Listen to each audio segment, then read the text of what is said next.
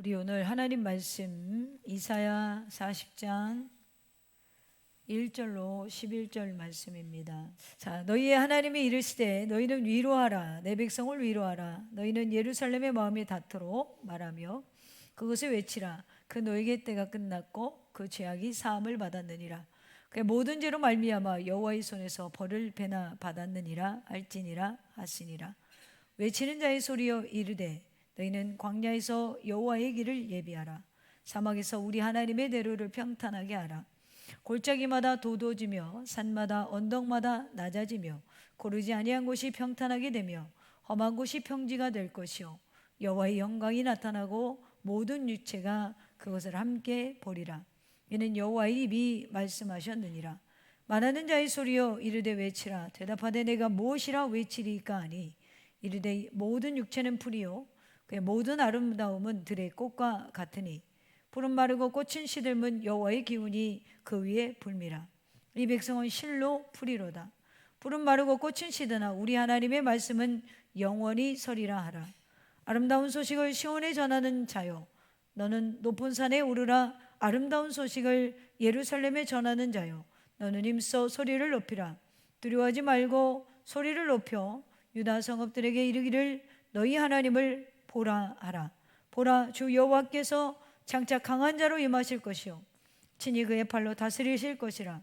보라, 상급이 그에게 있고 보응이 그의 앞에 있으며 그는 목자같이 양떼를 먹이시며 어린 양을 그 팔로 모아 품에 안으시며 젖먹이는 암컷들은 온순히 인도하시리로다. 아멘. 오늘 하나님 말씀의 제목은 광야의 한복판에서 세기를 만나다라는 제목으로 저와 여러분이 은혜를 나누겠습니다. 광야의 한복판에서 세기를 만나다. 네. 오늘 우리가 대림절 2주차를 지나고 있는데 성탄 4주 전에 이제 우리가 다시 오실 예수 그리스도를 기다리는 마음으로 이 절기를 지내고 있습니다. 예수 그리스도는 구약의 예언대로 이 땅에 구세주로 초림하셨고 십자가의 구속을 이루셨고 사망의 권세를 이기시고 부활 승천하셨습니다. 할렐루야. 여러분 믿으시죠? 확실히 믿으시죠? 자, 우리는 이것을 믿는 자들이에요. 그래서 기독교인이 정확히 뭘 믿고 있는지를 모르면 안 되잖아요. 우리는 이미 오신 그리스도 그리고 그가 이루어 놓으신 구속을 믿음으로 우리는 천국을 소유한 자들, 그리고 주님 다시 오실 때 우리는 부활할 걸 믿습니다. 그 믿음으로 다시 오실 예수 그리스도를 기다리는 사람들. 자, 오늘 교회력에 맞춰서 오늘 구약에 예언된 예수 그리스도, 길 대신 예수 그리스도를 이 시간 살펴보려고 하는데요. 오늘 말씀의 제목이 광야의 한복판에서 세기를 만나다. 가능한가요? 안 가능하다고 해야 되는 건데 저는 불가능한데. 자, 여기서 말하는 광야는 사실 우리가 살고 있는 그 인생을 말하는 것이죠. 인생 살다 보면 정말 광야 같은 어려움을 만날 때가 있잖아요. 길이 보이지 않고 왜 나한테 이런 일이 일어났을까? 앞도 막히고 뒤도 막히고 막 어디 해결책이 없는 것만 같은 그런 시간을 말합니다. 그런데 성경은 놀랍게도 그런 자리에서 하나님의 역사를 기록하고 있다라는 거죠. 그래서 그 광야는 인간에게 막힘으로 보이는데 하나님에게는 시작으로 보인다는 거예요. 우리 눈에는 이 막힘이 하나님께서는 일할 타임이라는 거죠. 하나님의 시간, 하나님의 타임이라는 거예요. 오늘 본문 이사야 40장은 이 진리를 분명하게 보여주고 있습니다. 이 말씀은 이스라엘의 영적 역사에 가장 어두운 순간에 희망의 빛으로 예언한 말씀인데요. 당시 이미 나라가 무너지고 성전이 불타고 왕이 잡혀가고 사람들이 모두 포로로 끌려가던, 그래서 이사야 1장에서 39장에 보면 이 예언들이 있어요. 그리고 40장에 보면 갑자기 내가 너희를 위로하겠다, 이렇게 회복의 메시지로 40장에 말씀이 전환됩니다. 그래서 이사야를 보면 1장에서 39장까지는 주로 유다의 죄, 우상숭배, 불신앙에 대한 하나님의 심판의 경고가 있고 40장부터는 쭉 위로와 구원의 책으로 불리고 있습니다. 그래서 특히 40장부터 완전히 분위기가 전환되는 거예요. 그래서 이사야 선지자는 사실은 우시야, 요담, 아하스, 히스기야 이 4대 왕을 걸쳤거든요. 근데 이때 특징이 뭐죠? 아직 남유다가 멸망하지 않았어요. 근데 멸망하지 않았는데 멸망할 거야 예언하고, 그 다음에 바벨론 포로에 70년 살 거야 예언하고, 그리고 너희가 돌아올 거야 이렇게 예언을 해요. 그러니까 이미 이사야 시대에서 한 100에서 160년 후를 예언한 책이 이사야 선지서입니다. 그러니까 지금 이 부분은 포로로 돌아왔을 때 어떻게 길을 예비하시는가, 이 부분을 이야기하는 내용입니다. 그래서 오늘 하나님께서 왜 그러면 광야에 길을 내시나, 우리에게 그냥 광야를 안 주시면 되는데 말이죠. 그렇죠? 그러지 않아요? 하나님 너무 재밌는 것 같아요. 그냥 어려움을 안 주면 되잖아. 안 그래요? 그렇게 생각해 보신 적 없어요? 저는 성경 보면서 그렇게 생각하고, 아니 굳이 어려움을 왜 주셔가지고 또 길까지 또 왜 주셔? 아니 안 어렵게 하면 되잖아. 그럼 길을 주실 필요가 없잖아. 그렇지 않아요? 한 번도 생각을 안 해봤구나. 어려움을 안 주시면 길을 여실 필요도 없는데 어려움을 주셔서 길을 여신단 말이에요. 그리고 이스라엘 민족이, 아니 인간이 태초부터 죄를 짓지 않게 하면 좋은데 죄를 짓고 굳이 당신의 아들을 이 땅에 보내셔 우리를 구원해야 되냐는 거예요. 왜 그러실까요? 왜 그러실까요? 자, 오늘 본문에 보면 이제 39장까지는 뭐가 있다고 그랬죠? 징계가 예언되어 있다고 그랬어요. 40장부터는 회복이, 위로가 예언되어 있어요. 그래서 오늘 1절에서 11절에 보면 백성에 대한 징계가 종료되었음을 선언하는 거예요. 그러면서 길을 예비하신 것을 선언합니다. 그래서 한편으로 보면 신약시대에 마태복음 시작전과 같은 역할을 하고 있어요.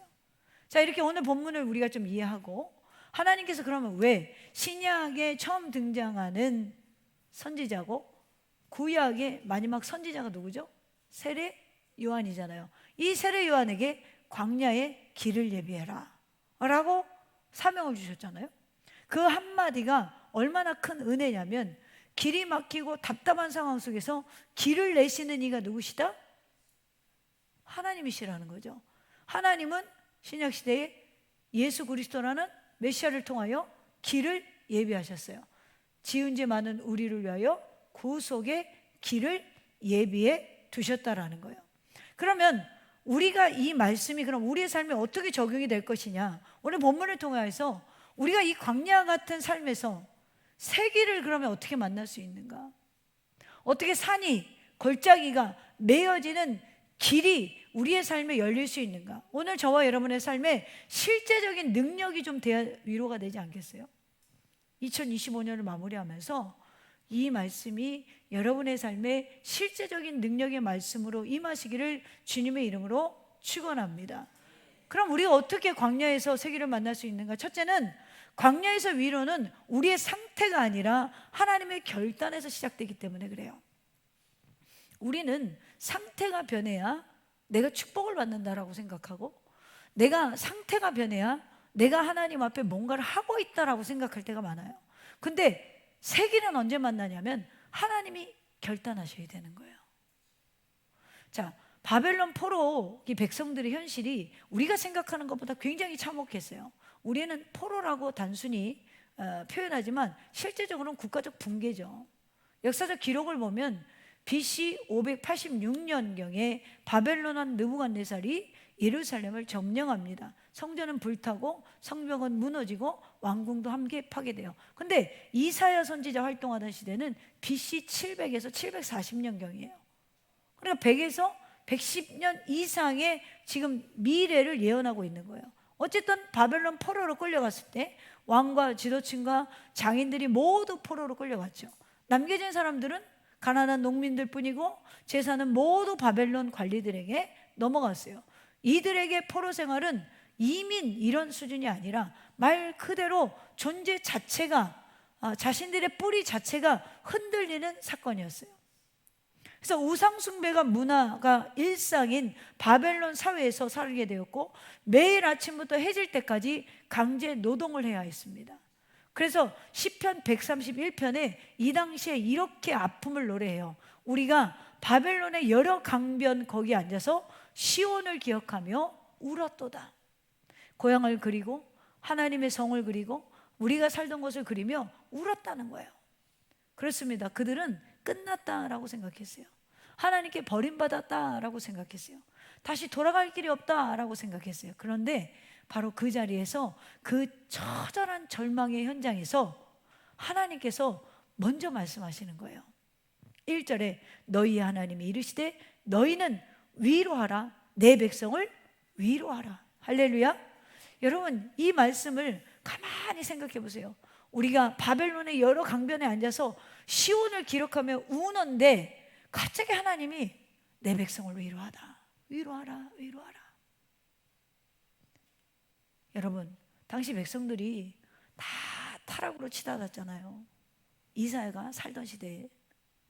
그래서 바벨론을 들어서 심판하시겠다고 예언하시고, 그리고 포로 생활하겠다고 예언하시고, 근데 다시 돌아오겠다고 예언하세요. 저는 왜 하나님이 굳이 광야를 안 만드시고, 그렇다면 길을 만드실 필요가 없는데, 굳이 우리의 삶에 아픔이 없다면 치료할 필요도 없는데, 원래 치료의 하나님이잖아요. 원래 회복의 하나님이잖아요. 원래 우리를 구원하시려고 했잖아요. 원래 에덴을 주시려고 했던 분이잖아요. 근데 왜 굳이 우리에게 막힘이라는 광야라는 길을, 이 어려움을 주시고 또 길을 내실까? 저는 이 성경에서 여러분이 하나님의 말씀을 좀 봤으면 좋겠어요. 하나님의 마음을 좀 봤으면 좋겠어요. 대부분 선지서를 읽다가 하나님이 우리를 너무 책망하고 우리의 정말로 이스라엘 민족을 망하겠다고 예언하고 이런 걸 보면 마음이 무거워지고, 또 막 그 목사님들이 감정이 섞여가지고 성도들 좀 때리려고 하면 선지서 많이 한단 말이야. 그래서 어떤 분들은 그래요. 제가 좀 깠어요. 설교하시는 분들이 그래요. 뭘까요? 감을 깎아요? 뭘까요? 귤까요? 어떤 설교자도 성도들 깔 수 없어요. 저도 여러분 안 까는 거예요. 여러분들이 깐다고 느끼는 거지. 저는 원래 감도 못 갑니다. 네. 여기서 하나님의 마음이 보이면 책망으로 안 느껴져요. 저는 이런 거예요. 예레미야에도 이런 말씀이 있잖아요. 여호와의 말씀이라 너희를 향한 나의 생각을 안 하니 평안이요 재앙이 아니다. 너희에게 미래와 희망을 주는 거다. 그러니까 주님의 마음은 평안이고 재앙이 아니에요. 오늘의 광야가 재앙이 아니라는 거예요.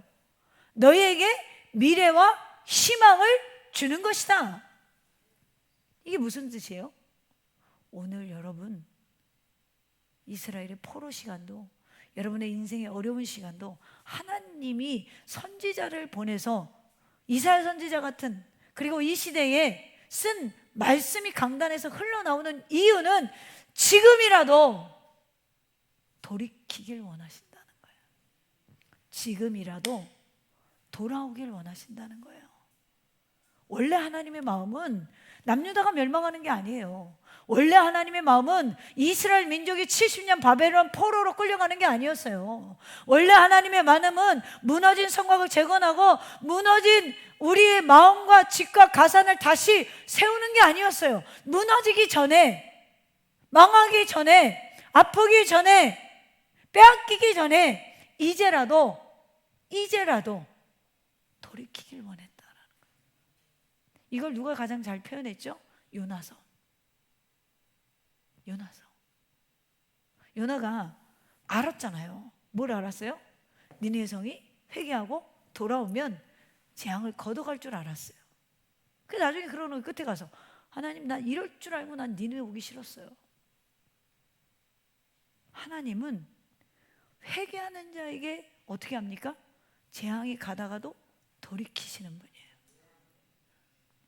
오늘 여러분에게 원하시는 삶,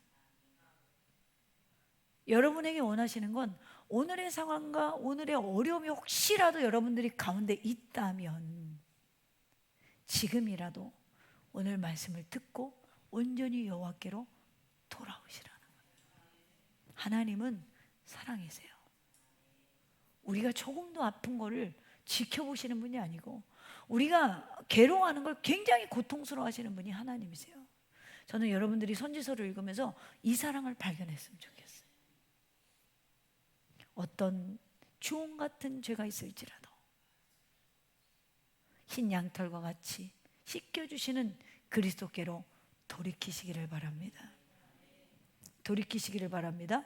할렐루야. 그래서 2절에 너희는 예루살렘의 마음에 닿도록 말하며 그것을 외치라.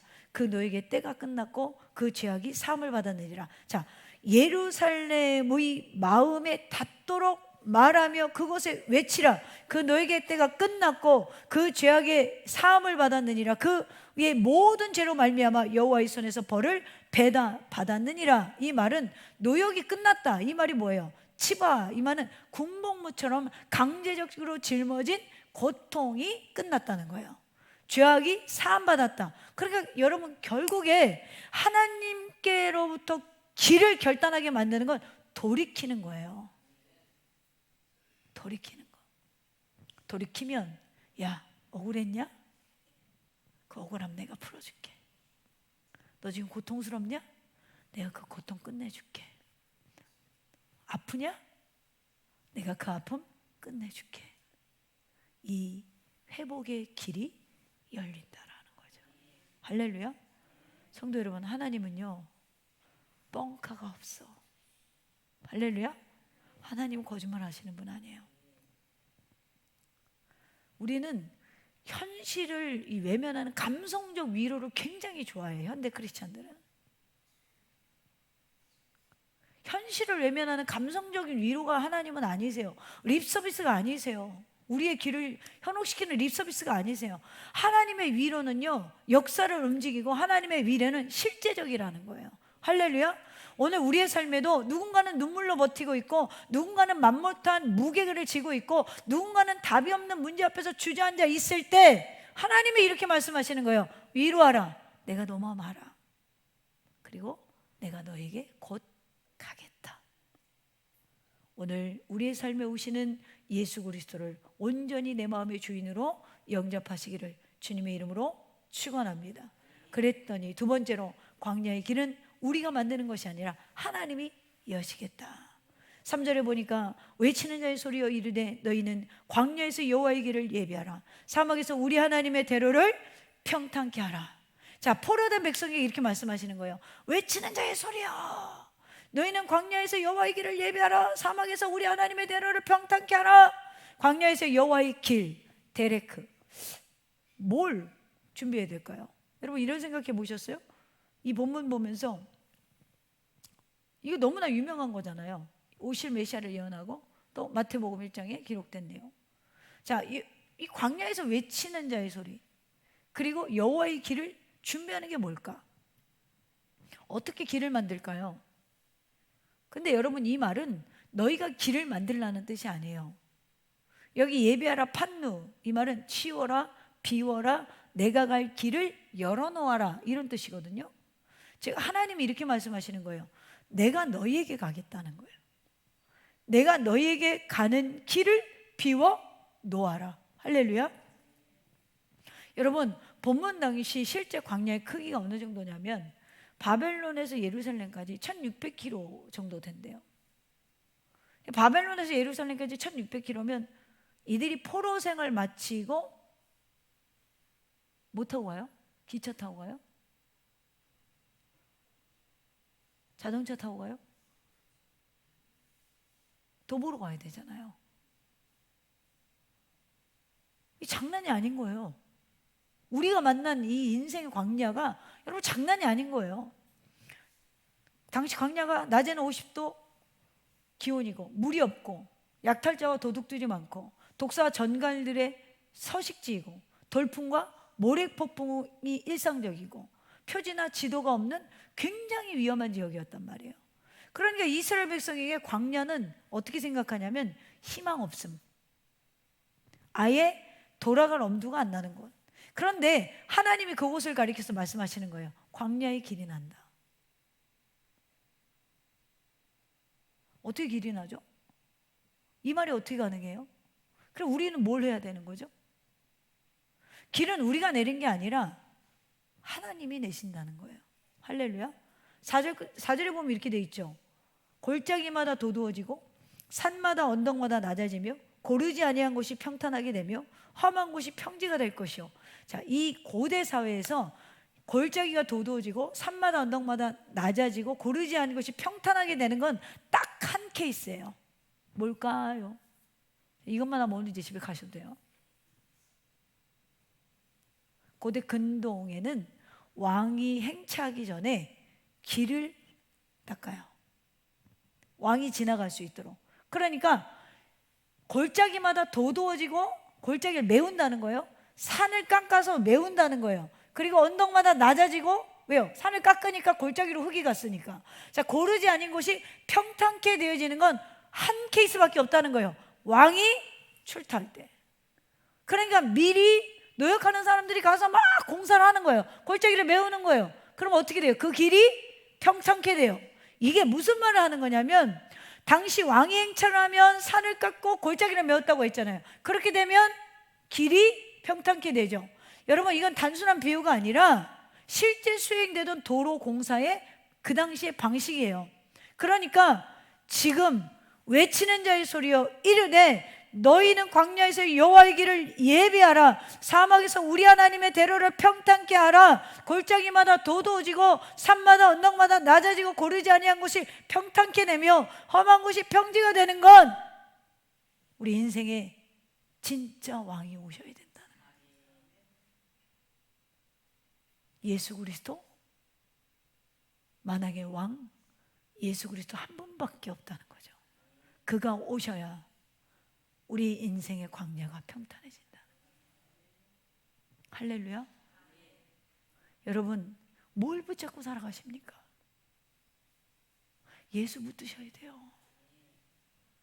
여러분, 우리 성도들은 참 열심히 해요. 난 참 감사하고 고마워요. 나는 우리 집사님이 여기 앉아있는 누구 땡땡 집사님은 한 번도 나한테 비품 사달라고는 안 해봐. 목사님 휴지가 떨어졌어요. 목사님 뭐가 떨어졌어요. 이런 얘기를 한 번도 안 해.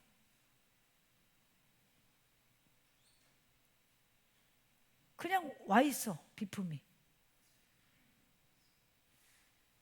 그 사람들이 그래요. 아유, 여기 교회가 사람이 별로 없어가지고 부담스러워. 부담 안 가져도 돼. 비품값도 안 나가는 교회야. 네? 할렐루야. 그러니까 우리 교회의 성도들은 참 고맙고 감사한 게, 저는 여러분 존경해요, 진짜로. 거짓말 여기서 안 하죠. 왜냐하면 뭘 시켜서 하는 교회가 아니야. 그냥 알아서 해. 그러니까 나도 눈치 봐. 휴지가 떨어졌다. 왜? 집사 돈 안 쓰게 하려고. 쿠팡 빨리 불러줘야지. 근데 내가 놓쳤어. 그럼 와 있어. 주방에 뭐가 없는 것 같네. 세제가 없는 것 같네. 근데 내가 또 바빠서 놓쳤어. 세제가 와 있어, 박스로. 하나님의 은혜 아니에요? 하나님의 은혜예요. 도대체 뭐가 부담스러울까 모르겠어. 자, 이렇게 전혀 인본주의적으로 교회가 돌아가지 않아요, 우리 교회는. 근데 여러분, 전도를 열심히 하는데 사람 생각으로 하시면 안 돼요. 사람 생각으로 전도하시면 실패합니다. 전도 또한도 사람의 생각으로 내가 저 사람 밥 좀 사주면 전도 되겠지? 안 돼요. 그 돈을 그냥 차라리 헌금하세요. 네, 안 돼요. 하나님이 길을 내셔야 돼.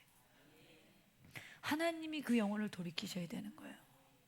하다못해 이런 교회 운영, 하다못해 전도도 그런데 여러분의 인생을 우리가 할 수 있을까요? 저 젊었을 때는 제가 뭐든지 할 것 같았어요. 지금도 좀 젊지만. 젊죠? 네.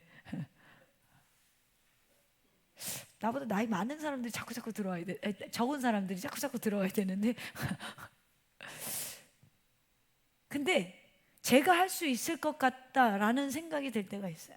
근데 어느 순간에 한계가 오더라고요. 한계가 와요. 내가 할 수 있는 게이지가 있어. 예를 들어 내가 뭐 2, 3천만으로 움직일 수 있어, 쉽게. 근데 2, 3억 쉽게 움직일 수 있어요? 그럼 뭐냐면 한계점에 부딪힌 거죠. 내가 뭐 1m를 13초에 뛸 수는 있어. 근데 12.59초로 뛰라고 그러면 뛰어져요? 한계점이 딱 부딪힌 거야. 내가 할 수 있는 역량은 13초밖에 안 돼.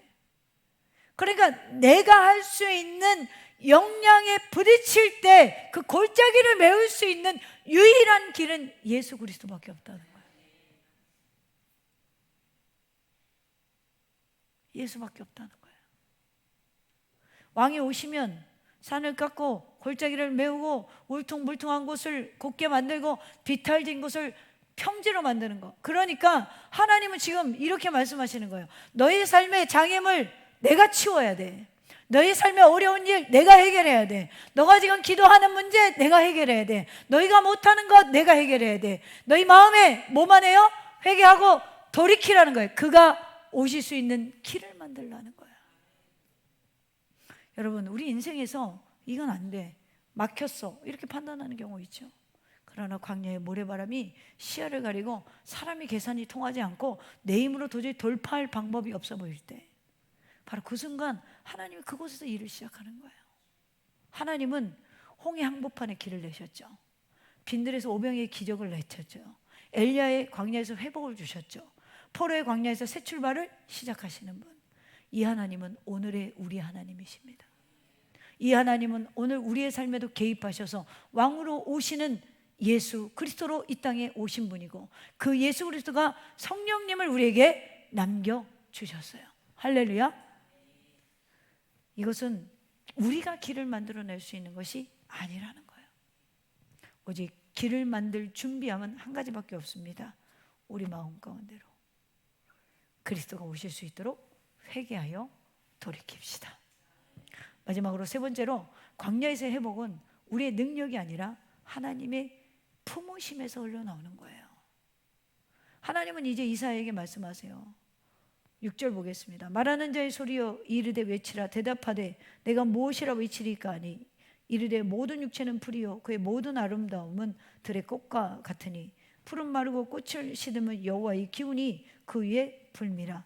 이 백성은 실로 풀이로다. 푸른 마르고 꽃은 시드나 우리 하나님의 말씀은 영원히 서리라. 영원히 남는 건 하나님 말씀밖에 없대요. 우리 인생은 풀과 같다는 거죠.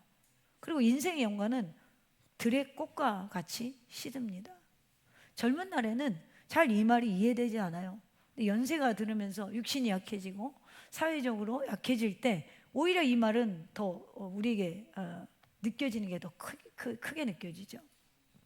유다 백성이 바벨론에서 자신의 영광이 사라지고 존재감도 사라지고 힘도 사라지고 능력도 사라집니다.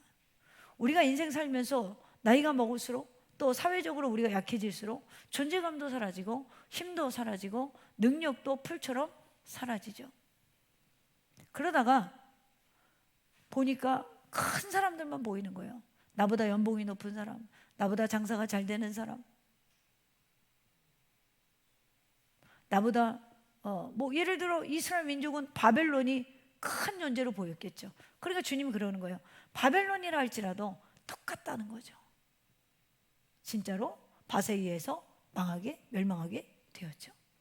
여러분, 우리는 정말 우리의 삶을 살아가면서 정말 내가 존재감이 사라지는 그런 듯한 것들을 느낄 때가 있어요. 그러나 아무리 바벨론의 권세가 커 보여도, 아무리 다른 내가 가지고 있지 않은 걸 가지고 있는 사람들의 권세가 커 보여도 그들도 시듭니다. 그럼 뭐만 영원히 남는다고요? 우리 하나님의 말씀은 영원히 서리라. 우리 약한 인간에게 필요한 건 자기 힘을 끌어올리는 어떤 에너지적인 음식이나 그리고 환경이나 재정이나 뭐 이런 배움이나 이런 게 아니에요. 우리 약한 인간에게 필요한 건 영원히 변치 않는 하나님의 말씀이에요. 할렐루야. 그 말씀을 받는 자들에게 하나님이 어떤 회복을 주시냐. 11절 보겠습니다.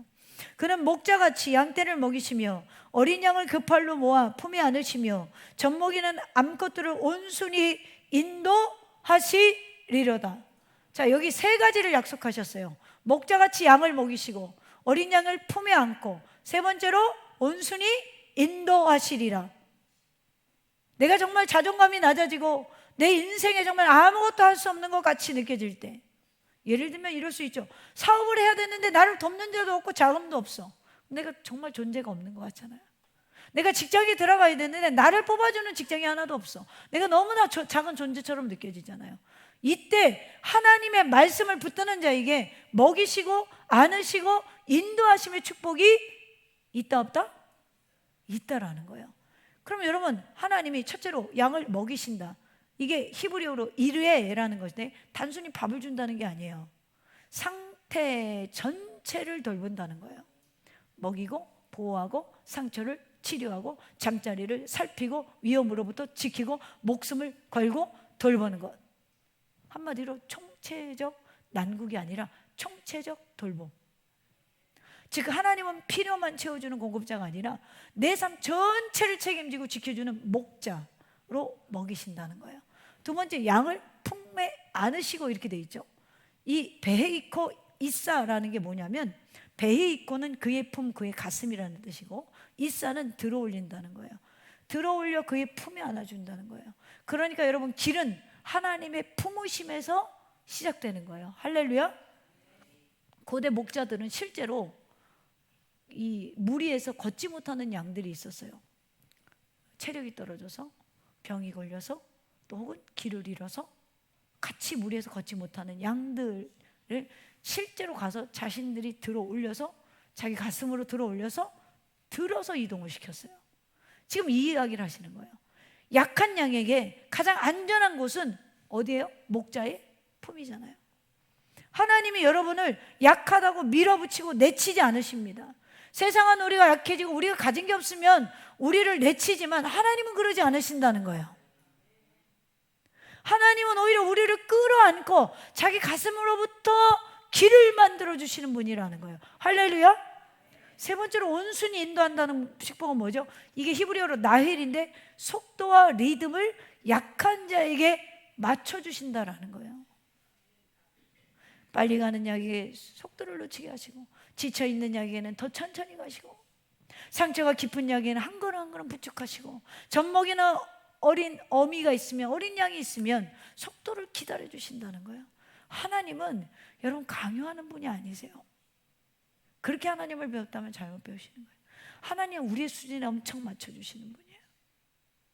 우리의 수준에 맞추기 위해서 이 땅에 오신 거잖아요.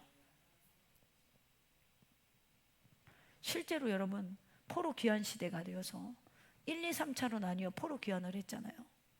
바사의 고레스 왕이 칙령을 떨어뜨리자마자 백성이 야 우리 고향으로 가자 간 게 아니에요. 안 가.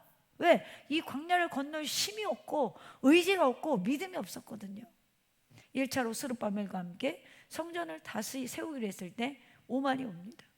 그 다음에 2차로 에스라를 보면 1,500명 가는 거, 숫자가 매우 적어요. 그 다음에 3차로 느헤미야서를 보면 약 5,000명 정도. 자, 바벨론에 여러분 유다 인구가 그 당시 얼마였냐면 100만이었어요. 근데 몇 프로 온 거예요? 고향으로. 예루살렘의 도시로, 하나님의 도시로 몇 프로가 와요? 5에서 7% 정도만 예루살렘으로 귀환합니다. 만약에 내 뼈 때리면 어떻게 될까? 채찍을 들고 가라! 그러면 더 가지 않았을까요? 하나님이 기다리는 거예요. 기다리시는. 이것은 무엇을 말합니까? 이 시대에도 여러분 세기를 만나는 사람은 많지 않다라는 거예요. 이 시대에도 광야에서 세기를 준비하는 사람은 많지 않다라는 거예요. 이스라엘 백성은 실패했고 약했고 죄를 지었고 하나님을 떠난 적도 많았어요. 그것을 아시면서도 그런데도 불구하고 내가 목자같이 양떼를 먹이며 내가 목자같이 어린 양을 팔로 모아 품에 안으며 내가 목자같이 젖먹는 암컷들을 온순히 인도해 주시겠다라는 거예요. 그럼 여러분, 이 축복을 받는 자는 많아요, 적어요?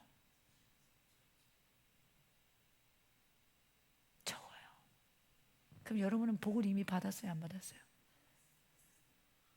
말하지. 알죠? 할렐루야. 내 얼굴이 왜 그래? 스마일. 행복해. 하나님이 그들을 품으신 대로 회복의 길을 실제 역사 속에 실제잖아요. 하나님은 말만 하시는 분이 아니에요. 하나님 말씀대로 이루시는 분이잖아요. 근데 문제는 5에서 7%밖에 이 회복을 누리지 못했다는 거예요. 사랑하는 성도 가족 여러분, 이 인생의 광야를 건너야 할 때, 길이 안 보일 때, 그 길은 딱 한 번 찬스가 있다고 그랬죠. 왕이 오실 때 내 마음에 그리스도가 오셔야 돼요. 그래야 막막함이 끝나는 인생이 돼요. 내 마음에 그리스도가 오셔야 아픔이 끝나는 인생이 돼요. 내 마음에 그리스도가 오셔야 실패와 좌절이 그냥 그때부터 껌이 되는 거야. 할렐루야. 너는 두려워 말라. 내가 너를 지명하여 불렀어. 너는 내 아들이야, 내 딸이야. 여러분, 이제 주를 향하여 일어서기를 바랍니다. 완전히 돌이키시기를 바랍니다. 우리가 인생 걷다 보면 정말 광야에 설 때가 있어요. 고통의 광야, 경제의 광야, 건강의 광야, 관계의 광야, 상처의 광야. 성경은 한결같이 말하는 거예요. 광야는 끝이 아니라 길을 만나는 장소, 예수 그리스도를 만난 장소. 아멘입니까? 여러분, 95%에 포함되지 말고 은혜를 입은 5%, 7% 가운데 여러분 계시기를 바랍니다. 오늘 이 자리에 있는 여러분 모두가 인생의 광야에서 하나님의 길을 만나시기를 축복합니다. 인생의 광야에서 하나님의 품으심의 은혜가 임하기를 주님의 이름으로 축원합니다.